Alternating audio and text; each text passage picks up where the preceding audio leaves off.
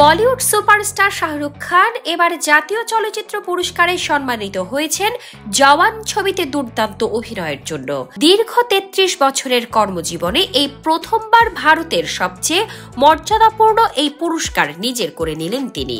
শাহরুখের এই অর্জনে ভক্তরা যেমন উচ্ছ্বসিত, তেমনি বলিউডের সহকর্মীরাও সামাজিক যোগাযোগ মাধ্যমে তাকে শুভেচ্ছা জানাতে ভোলেননি। তবে প্রশংসার ভিড়ে একদল মানুষ পুরস্কার প্রাপ্তি নিয়ে প্রশ্ন তুলে বিতর্কের সূচনা করেছে। এই বিতর্কের মধ্যেই মুখ খুলেছেন খ্যাতিমান অভিনেতা এবং স্পষ্টভাষী হিসেবে পরিচিত মুকেশ খান্না।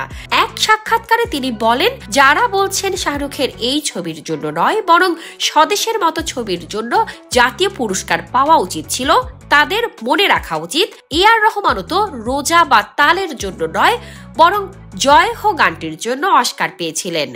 শাহরুখের প্রতি পূর্ণ সমর্থন জানিয়ে মুকেশ আরো বলেন, প্রায় ৪ দশক ধরে শাহরুখ কঠোর পরিশ্রম করছেন। এখন যদি তিনি জাতীয় পুরস্কার পান, তাহলে তাতে সমস্যার কি আছে? শুধু মুকেশ খান্না নন, বলিউডের অনেকেই শাহরুখের পাশে দাঁড়িয়ে তার সাফল্য উদযাপন করছেন। অন্যদিকে পুরস্কার নিয়ে অসন্তোষ প্রকাশ করেছেন মালায়ালাম অভিনেত্রী উর্বশী। তিনি মনে করেন জওয়ান নয়, বিজয় রাঘবনের পারফরমেন্সই ছিল সেরা অভিনেতার পুরস্কার পাওয়ার যোগ্য।